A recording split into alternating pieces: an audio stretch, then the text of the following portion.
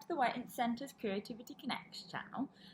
Today we've got a video from Lauren, who is our volunteer making vegan cooking videos. So today she's going to be making a video of dark chocolate almond cookies, and she's following a recipe from PRET. So it should be pretty great. I'm looking forward to seeing how those go, and hope you guys enjoy it too. Good luck, Lauren. Off you go. Hi there, my name's Lauren, and today I'm going to be making some dark chocolate almond cookies. So this recipe is from the coffee chain PRET. They, in their stores, have these amazing, really tasty dark chocolate almond cookies which are vegan. And yeah, when I'm working in the office in London, I definitely buy too many of these.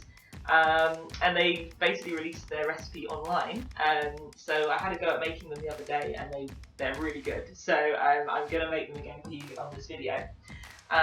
So first up, I'll go through what ingredients you need. Once again, like the brownie recipe, there's a lot of sugar. So we've got 43 grams of caster sugar, just standard white caster sugar. 112 grams of soft light brown sugar. So this stuff's really good for making cookies and things. It's really tasty. We also have 4 grams of salt. That's kind of an annoying amount to measure out, but it's about 3/4 teaspoon of salt. We've also got 40 grams of almond pieces chopped up. So I just use these like flaked almonds and sort of cut them up into slightly smaller pieces. I don't think those are essential to the recipe. If you don't have them, don't worry about it. I don't think it even added that much in terms of flavour. I just think it made it look really nice with a little white flecks to it. What I think would be really nice instead of this would be white chocolate. I might try that next time. So if you go into the free from section of your supermarket, you'll find some vegan white chocolate. Usually, you know, supermarket owned brand. It's not the tastiest chocolate in the whole world to eat just on its own, but really good for baking and stuff. So that's a good sub for that. What next? 112 grams of dark chocolate pieces.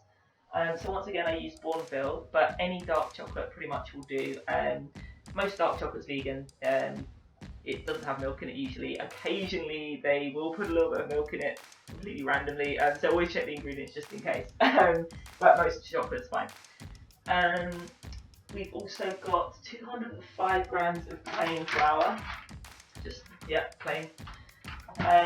The recipe's actually, they're quite specific measurements. I'm pretty sure this is because, you know, PRET normally probably make hundreds of these at a time, so this has just been divided down into like a reasonable amount of cookies for someone to make in their home. So that's why they're very odd measurements. So we also need 20 grams of cocoa powder, and half a teaspoon of bicarbonate of soda stuff, 65 grams of coconut oil. So coconut oil, you can get it really expensive. You can go to Holland & Barrett, get like a jar of extra virgins pressed raw coconut oil for like probably more than a tenner a jar. Really expensive stuff. However, this sort of like more processed stuff, this is the KTC brand, you'll often find this in like plastic containers in the world food section of your supermarket, and this was about, I think it was like £2 something, for like a pretty like hefty jar of the stuff, so it doesn't have to be expensive. And it is nice in baking because it's coconut oil is one of the very few saturated plant-based fats, so it's really good for replacing animal fats in things, and yeah, good stuff. I imagine if you couldn't find it, you could probably replace it with something like Stork, or one of those like solid plant-based baking blocks, what you make like pastry out of and stuff. I think that'd probably do the trick. So yeah, 65 grams of that, 72 grams of almond butter. Again, I just found this in the supermarket with all the peanut butter and the other spreads and stuff. It is a little bit more expensive than peanut butter, and you might not find it in like some of the smaller shops. So you probably could sub this with peanut butter for this recipe, especially if you like peanuts. I personally really don't like the taste of peanut butter, so I'm not going to sub this. I'm going to stick to the original recipe. But if you wanted to, maybe like save a bit of money or get something a bit easier, then yeah, peanut butter would probably do. 100 grams of golden syrup, so yeah, just the stuff. And 40 grams of water, which is kind of weird to measure water in grams, I think, but that's just 40 ml. So if you have a measuring jug, just measure out 40 ml, and that will do. So yeah, I think that's all the ingredients. So let's get started.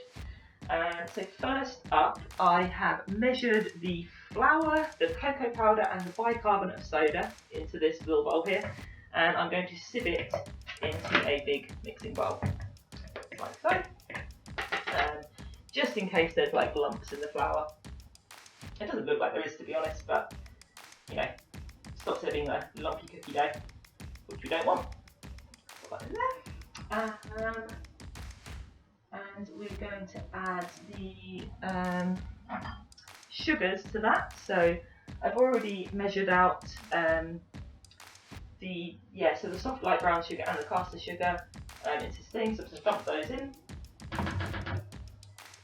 So that's pretty much all the dry ingredients. I'm going to add the salt as well. That is, like I said, it says 4 grams on the recipe, but that is approximately 3/4 teaspoon. So I'm just going to put half a teaspoon in and a little bit extra. not the most accurate measurement there, but I'm sure it's fine. I'm going to give that a little mix, just to get those things all mixed in nicely. Like so. Ooh, crap. just got flour flicked everywhere. A bit too vigorous with the mixing there. Yeah, so despite saying, oh, I'm going to sieve this so it's not lumpy, it is a little bit lumpy, but I think that's that brown sugar which does clump together a little bit. Yeah, that's fine. So at this point, I'm going to put in the chocolate chunks and the flaked almonds. Yeah, like I said, not 100% necessary to put flaked almonds in if you don't have them or they're difficult to get.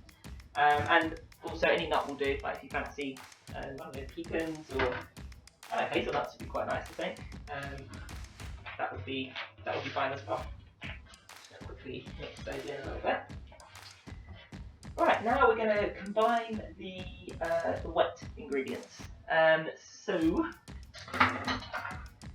got my set of scales here. I'm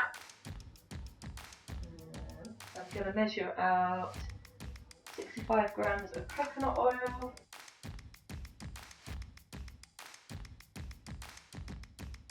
About right. I'm using 72 grams of almond butter. I'm just going to use the same spoon, it'll be fine. So set that to 0. I can't bother to do the maths.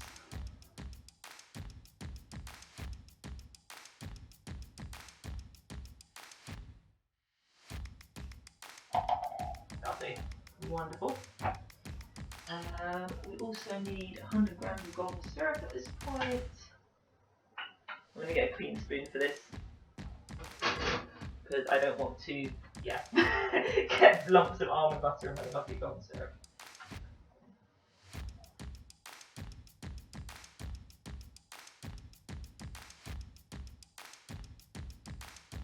Hopefully that's 100. Perfect.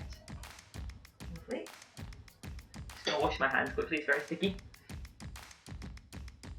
Wonderful. What next? And then we add the water,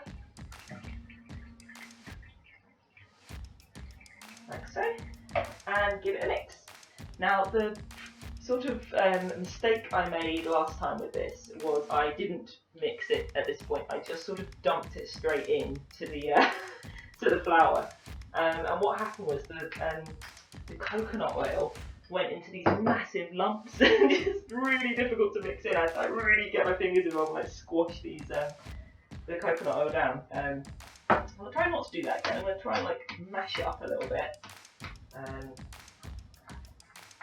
Let's say it's not looking fantastically appetizing right now. It's like a sort of soup.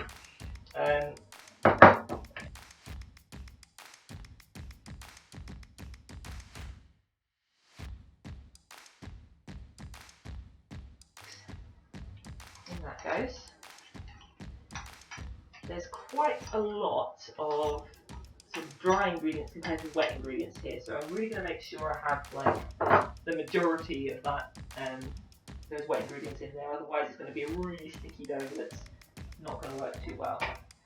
Scrape that down like so into the bowl. I'm going to start mixing. I'm starting off mixing with the spatula here, but I will get my hands involved. Yeah, it won't be necessary because it's going to get really thick. There we go. Yeah, already that's coming together, so that's good.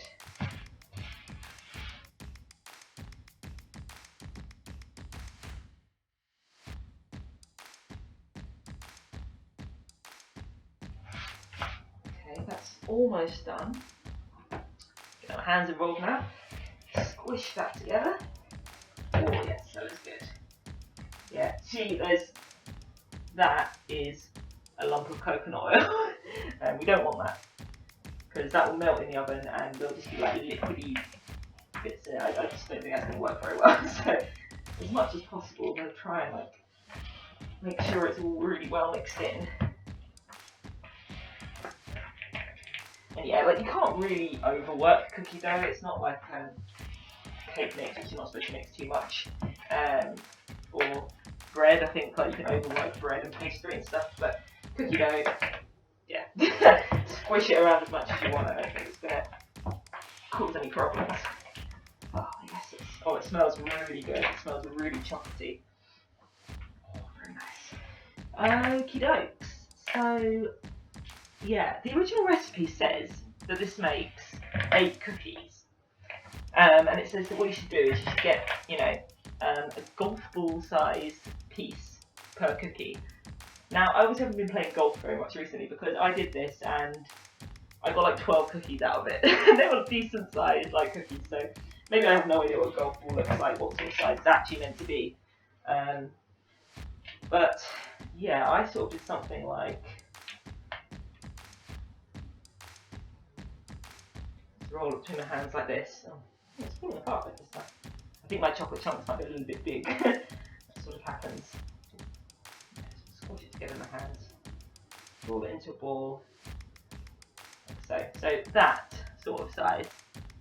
And yeah, to me that's golf ball size, I think. I don't know. Do you know what? I even think I'm gonna add a little bit more. I'm gonna make them a little bit bigger even. I think they were quite good last time. So I prepared my baking tray with baking paper on it because that just makes it so much easier. You don't have to scrub bits of burnt cookie off the tray afterwards. I'm gonna spread them out evenly on the tray, flatten them slightly with my hand, and so I can show you, just like that. And in the oven they spread out really nicely to form like proper cookies. So. Yeah.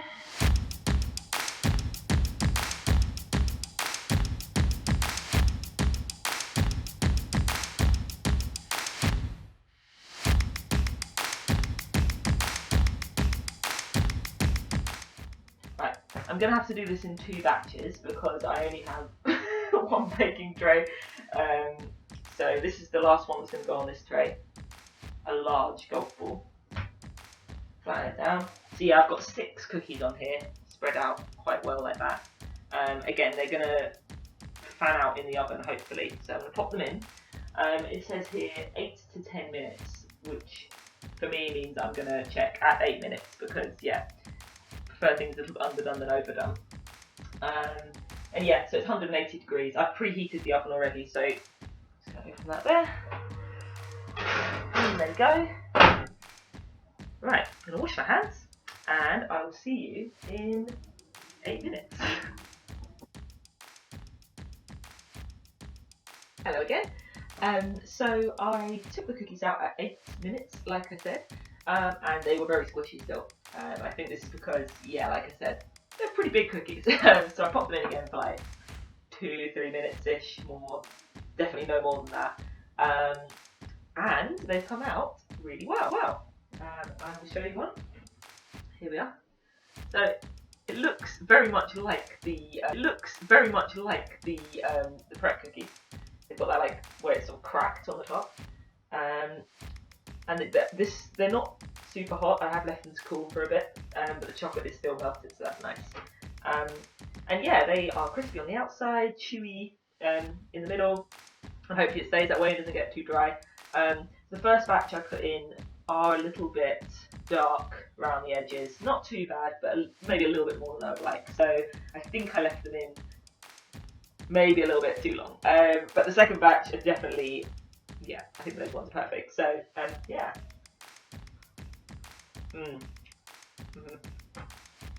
They're really good, and they taste just like the ones you buy at Pret. So I think they shared the correct recipe. Yeah, those are really, really tasty. So yeah, definitely recommend you make those at home. Like I said, there's a few ingredients you can switch around, see how it works. I'm sure they'll.